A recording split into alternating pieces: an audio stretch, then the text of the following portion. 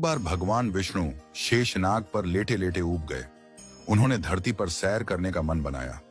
जैसे ही विष्णु जी यात्रा की तैयारी में जुटे, देवी लक्ष्मी ने उनसे पूछा, प्रभु, आप इतनी सुबह सुबह कहां चल दिए? विष्णु जी बोले, प्रिय, मैं धरती लोक पर घूमने जा रहा हूं। लक्ष्मी जी ने कहा, प्रभु, क्या मैं भी आपके साथ चल सकती हूं?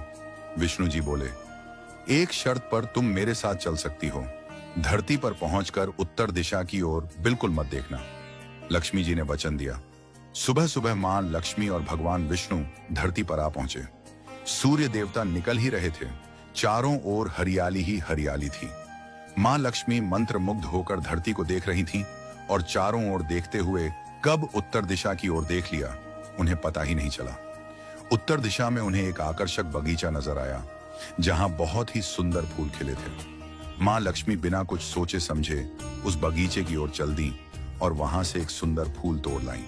लेकिन जैसे ही मां लक्ष्मी वापस भगवान विष्णु के पास लौटी, उन्होंने देखा कि भगवान विष्णु की आंखों में आंसू थे।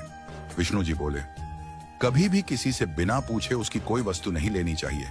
तुमने उस माली के बगीचे से बिना पूछे फूल तोड़ा, ये चोरी के समान है और तुमने अपना वादा भी भंग किया। इसलिए अब तुम्हें 3 वर्षों तक उस माली के यहाँ सेवा करनी होगी। उसके बाद मैं तुम्हें वापस बैकुंठ बुला लूंगा। मां लक्ष्मी ने सहमति दी। उन्होंने एक छोटी बच्ची का रूप धारण किया और उस बगीचे के मालिक राघव के घर पहुंची। घर क्या, एक झोपड़ी थी। राघव की पत्नी, 2 बेटे और 3 बेटियां थीं। किसी तरह उनका गुजारा चलता था। जब मां लक्ष्मी नन्ही बच्ची के रूप में राघव की कुटिया पर पहुंची तो राघव ने पूछा, बेटी, तुम कौन हो और यहां क्या कर रही हो? लक्ष्मी जी ने कहा, मेरा नाम विभा है। मेरा इस दुनिया में कोई नहीं है। मैंने कई दिनों से कुछ नहीं खाया है। मुझे कोई काम दे दो। घर का सारा काम कर दूंगी। बस मुझे एक कोने में रहने का आसरा दे दो। राघव बोले, बेटी, मैं तो बहुत ही गरीब हूं। मेरी कमाई से घर का खर्च मुश्किल से चलता है। लेकिन अगर मेरी 3 की जगह 4 बेटियां होती तो भी मैं गुजारा कर लेता। अगर तुम मेरी बेटी बनकर जैसा रूखा सूखा हम खाते हैं उसे खा सकती हो तो आ जाओ।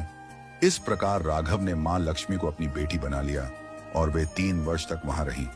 जिस दिन लक्ष्मी जी आई, उसी दिन राघव को इतनी आमदनी हुई कि फूल बेचकर उसने एक गाय खरीद ली।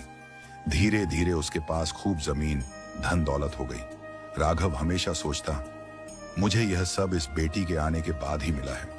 एक दिन जब राघव खेत से लौटा तो उसने देखा कि उसकी बेटी के स्थान पर एक दिव्य देवी खड़ी है, आभूषणों से सजी, तेजस्वी रूप में।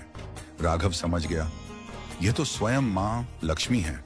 वह और उसका परिवार विस्मित रह गए। सबने मिलकर कहा, मां, हमसे अनजाने में बड़ा अपराध हो गया। आपसे घर और खेत का काम करवाया। कृपा कर हमें क्षमा करें। मां लक्ष्मी मुस्कुराई और बोली, राघव, तुम एक सज्जन और दयालु व्यक्ति हो। तुमने मुझे अपनी पुत्री की भांति आदर दिया और अपने परिवार का हिस्सा बनाया। इसके प्रतिदान में मैं तुम्हें वरदान देती हूं कि तुम्हारे जीवन में कभी सुख संपत्ति की कमी नहीं होगी। तुम्हें सभी प्रकार के सुख प्राप्त होंगे जिनके तुम अधिकारी हो। यह कहकर मां लक्ष्मी बैकुंठ धाम को प्रस्थान कर गईं। संदेश, जो व्यक्ति निस्वार्थ भाव से सेवा और दया करता है, उस पर मां लक्ष्मी की कृपा सदा बनी रहती है। हमें हर प्राणी की सहायता करनी चाहिए और सभी को सम्मान देना चाहिए।